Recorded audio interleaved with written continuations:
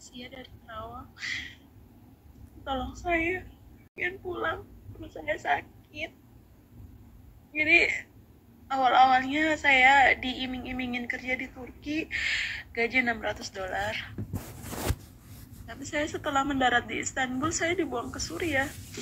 Di Suriah saya dijual $12.000, 4 tahun tanpa sepengetahuan saya. Saya tahunya dari mana? Dari majikan, karena majikan saya bilang kalau saya harus kerja di sini 4 tahun karena saya ini mahal. Saya ini $12.000. Majikan udah ngeluarin uang $12.000 untuk ngebeli saya. Karena pekerjaannya sangat berat.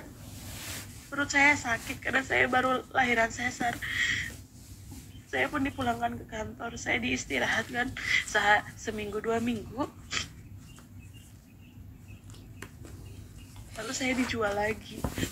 Lalu saya kembali lagi kerja. Perut saya sakit lagi karena pekerjaannya emang sangat berat.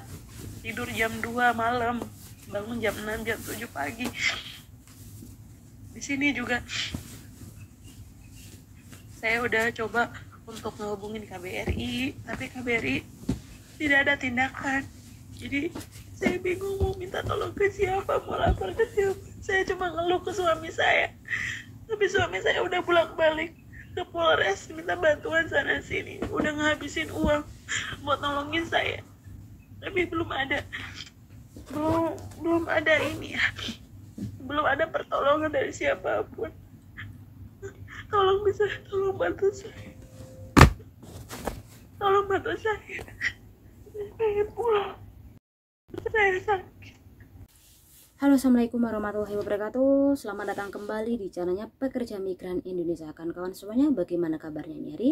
Semoga baik-baik saja di dalam lindungan Allah SWT. Amin. Dan pastinya kawan-kawan dipermudah segala urusannya, dan puasa ini hari semoga dilancarkan dan diterima amal ibadahnya puasa ini hari. Amin. Oke, kali ini kita bakal membahas sebuah video, yaitu tentang PRT yang menjadi korban perdagangan orang. Dan PRT ini berasal dari Indonesia, yaitu tepatnya di daerah Karawang sana ya. Dan mbaknya ini sebenarnya tujuan dari kerjanya adalah ke Turki, namun dibawa ke Suriah oleh orang, dan di situ ya menjadi korban perkaos oleh beberapa orang karena dijual oleh majikannya. Bagaimana tentang kasusnya, bagaimana solusinya, dan kawan-kawan diminta nanti untuk nge-share videonya, diberitahu ke orang-orang lain, mungkin yang daerah Karawang, siapa yang bertanggung jawab, bisa jadi polisi atau mungkin Bupati Karawang. Silakan nanti dikirim videonya ya. Semoga ini bermanfaat buat mbaknya setelah video ini nanti viral ya, karena sampai saat ini belum mendapat bantuan. Oke kawan-kawan, kita simak video dari mbaknya. Dan ini adalah videonya. Sia dari Kerawang. Tolong saya pengen pulang, perut saya sakit. Jadi awal-awalnya saya diiming-imingin kerja di Turki, gaji $600. Nah, ini ulah dari calo ya, calo yang dimana ini tidak sesuai dengan tujuan awalnya. Jadi pertama ia diiming-iming kerja di Turki dengan gaji $600. $600 ini kalau dirupiahkan sebanyak 8 jutaan lebih atau hampir 9 juta lah ya. Namun sampai di sana ini tidak bekerja di Turki, namun malah dibuang ke Suriah ya. Dan kita akan lihat untuk videonya. Jadi kasus seperti ini banyak banget loh kejadiannya. Jadi kan kawan berhati-hati ketika mendapat tawaran bekerja ke luar negeri oleh calo-calo yang tidak bertanggung jawab. Turki gaji $600. Tapi saya setelah mendarat di Istanbul, saya dibuang ke Suriah. Di Suriah saya dijual $12.000, 4 tahun tanpa sepengetahuan saya. Saya tahunya dari mana? Dari majikan, karena majikan saya bilang kalau saya... Oke ya.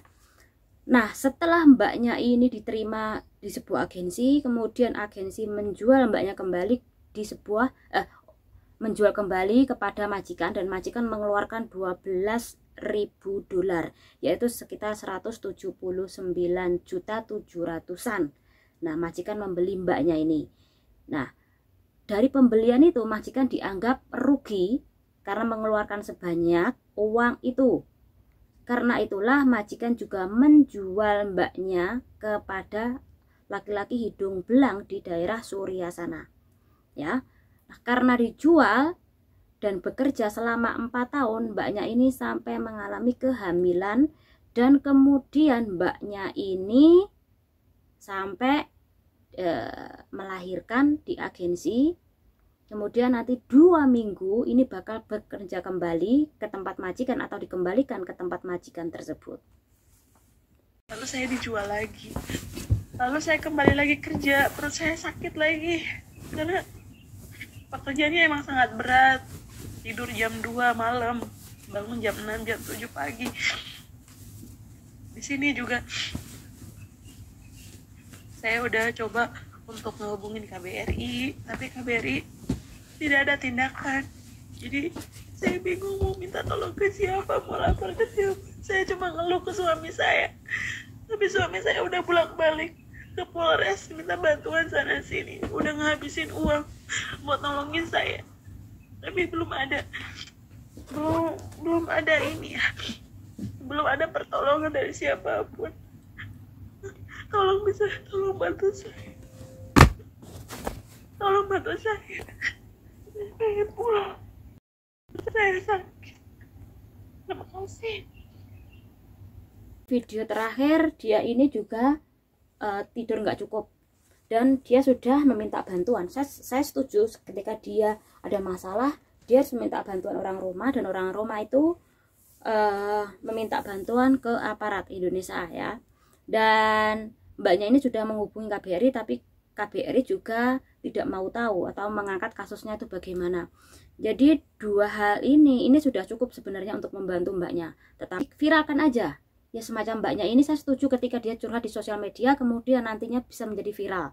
Kalau sudah viral nanti tentu ada teguran dari Menteri Ketenagakerjaan, bahkan Presiden atau mungkin staf-staf lainnya kepresidenan itu akan mengkritisi bagaimana sih kinerja dari KBRI di Suria sana.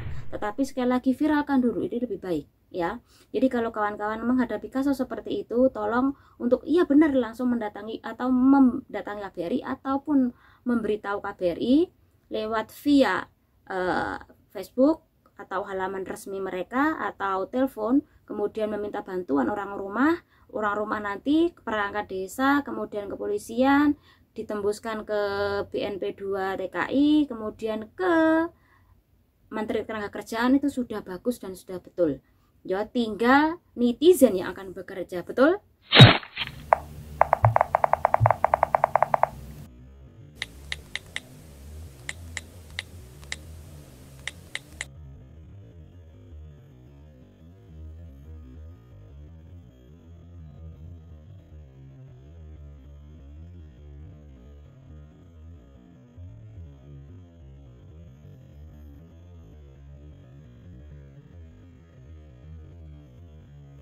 Semoga mbaknya ini nanti mendapatkan jalan yang terbaik, pulang ke tanah air, dan kemudian bisa berkumpul dengan keluarganya, kasusnya cepat selesai ya. Itu aja informasinya, semoga bermanfaat buat kawan-kawan semuanya, dan undur diri. Wassalamualaikum warahmatullahi wabarakatuh.